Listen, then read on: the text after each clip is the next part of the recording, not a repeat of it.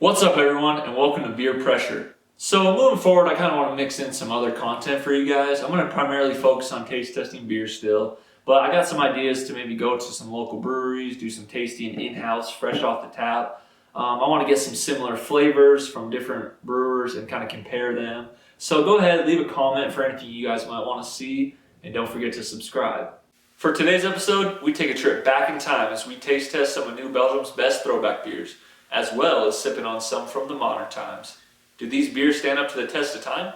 Let's find out and get to the beers.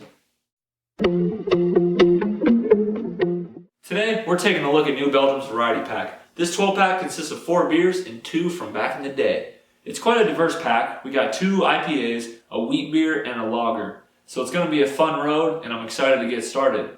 So let's go.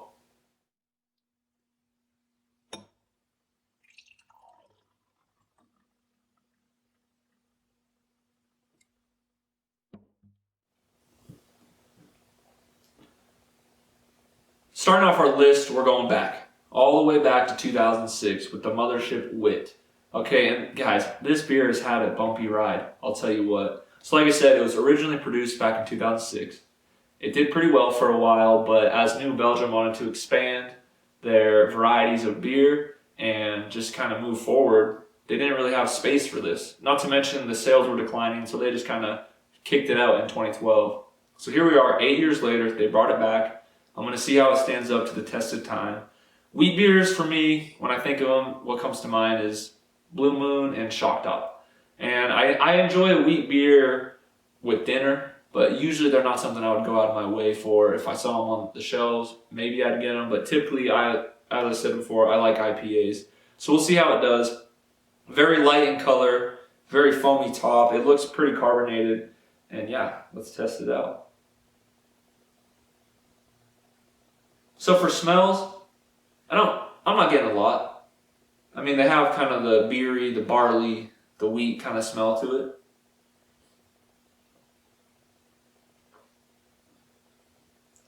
Oh yeah, very foamy, very carbonated. Again, it's not the most overpowering beer, and that's kind of what I expect. It's a wheat beer, alcohol by volume, 4.8%. It's good. It's not the best that I've had. But like I said, I typically don't go for the wheat beers. It was named Mothership after New Belgium's brewery. They call it the Mothership, so that's pretty cool. Fun fact, it's organic, so take that for what it be. Yeah, I've had better, I'll be honest. I wouldn't mind this with a dinner, having a steak dinner or something and grabbing one of these, but I wouldn't necessarily go out of my way to get my hands on this.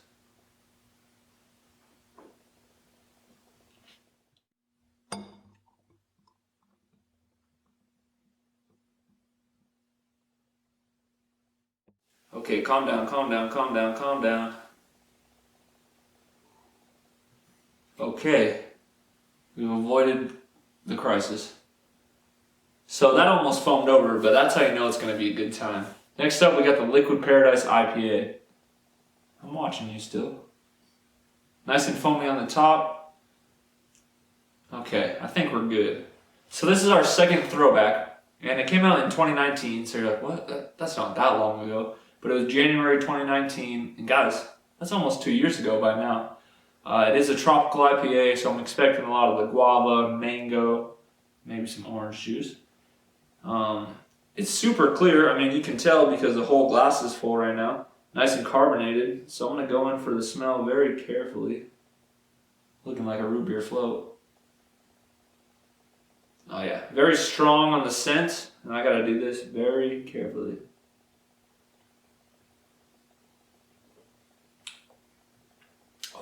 Okay. Flavor-wise, it's 7.8%. All right, so it's got a lot of the alcoholic taste, but what they nailed right on the head was all the fruit flavors that I was just kind of talking about, those tropical flavors you got, they kind of overpower the bitterness. So you're still getting like the bite from the IPA, but it's nice and leveled out by the fruit flavors. I have had this beer before. I had it last year because it came out as part of their, It came out as part of their experimental release. They were focusing on like hop forward flavors of beer. And I had it when it came out in 2019.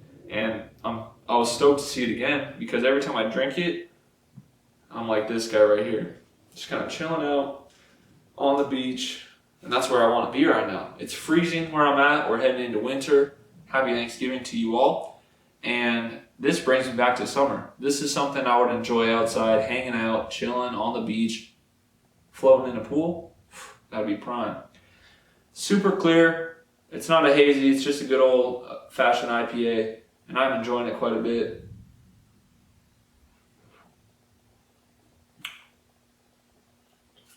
Yeah, again, I taste a lot of mango in there and a lot of guava, and those are some flavors you'd expect from tropical IPA.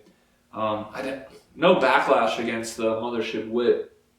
They're just on two completely different kind of playing fields, because IPAs are very like boom in your face kind of with the flavors, and wheat beers are just not quite as like strong in the flavor forwardness.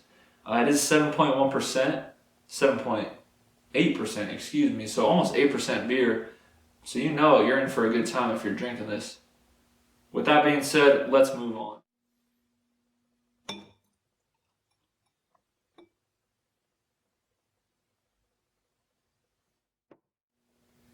It's time to lighten up. A lot. I mean, look at this bad boy right here. This is for sure the brightest and clearest beer we've tried so far. This is a sparkling lime lager, and this is part of New Belgium's Up Next series. And pretty much what they're trying to do is take classic beer flavors and throw in some seasonality and mix it up. So as you see, sparkling lime lager, not something you'd really see often. So I'm excited to try it. I'm smelling fresh cut limes, and I know it's the beer because we're not cutting up any limes in my house right now. So let's go for the taste. I don't even need to smell.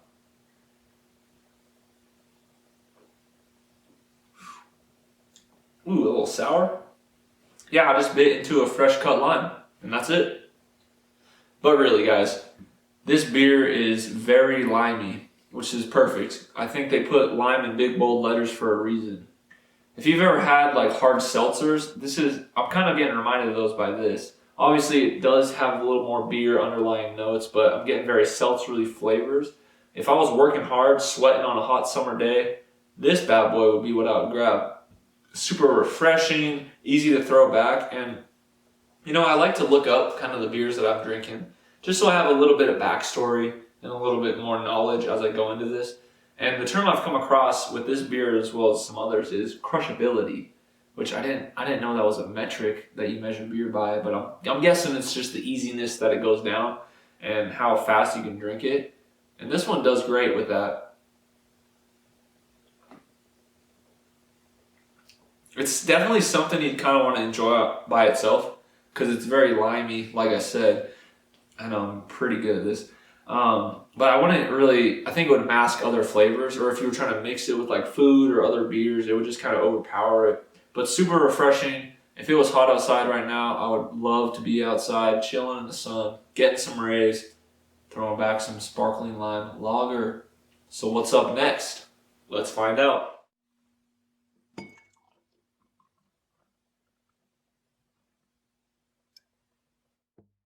Bringing us home, we got the Voodoo Ranger IPA. Now, when I think about New Belgium, the number one beer that comes to mind is the Fat Tire. Because yes, that is New Belgium's number one produced beer. However, that is a lager. The Voodoo Ranger IPA is their number one produced IPA. And it's part of a series. So the Voodoo Ranger series is a group of beers, all IPAs, that is said to be hop forward, kind of stronger, the more bold flavors you'd expect. So like I said, they're all IPAs. The Liquid Paradise IPA is a part of them. They also have hazy IPAs, American, and Imperial IPAs.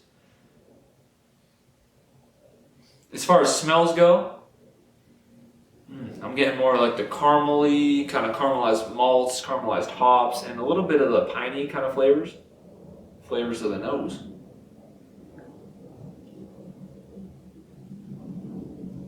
Huh.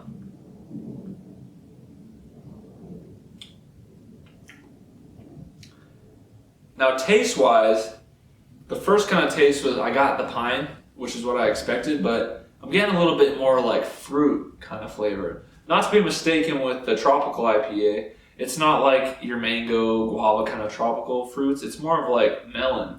I think if I had to place it, it'd be more of like a cantaloupe. And I think that's what I'm getting from it for sure. So again, that's good. I like it. It's a very good baseline. I mean, I can see why they kept it as their #1 IPA. It's very good. It's got that cantaloupe. It's just an overall well-balanced IPA. It's not super bitter. It's not super hoppy, like in a bad way. Coming in at 7%. It's just an all-around good IPA, and I think that was a good closer to this series. Well, that's going to wrap up another beer pressure taste test. And feel free to leave a comment down below for any brewers or types of beer you want me to focus on next, and I'll be happy to check them out. Now, focusing on the present, did these beers stand up to the test of time? Starting over here, back in 2006 with the Mothership Wit, it was okay. I gotta be honest, it wasn't over the top. It wasn't the worst beer I've ever had, but the flavors there were just kind of mild, and it wasn't really giving me the punch that I wanted. Now, jump forward to the liquid Paradise IPA, and this might be my favorite beer of all of them. The tropicalness mixed with the IPA, I think, was very well balanced, and I think New Belgium nailed it on that one. Then we got the lime lager. That's one of the most exotic beers I've tasted. And I mean, I'm not just saying that. I think, again, they balanced that fruit to beer ratio very well. This one more so on the lime side, but I think it was very well balanced, and I think the lime was just super pungent and very refreshing. Summer days, catch me with one of those. And ending it off with the IPA, just overall classic. I don't have much to say about it, but I can see why it's their #1 IPA. So guys, I hope you enjoyed, and enjoy responsibly.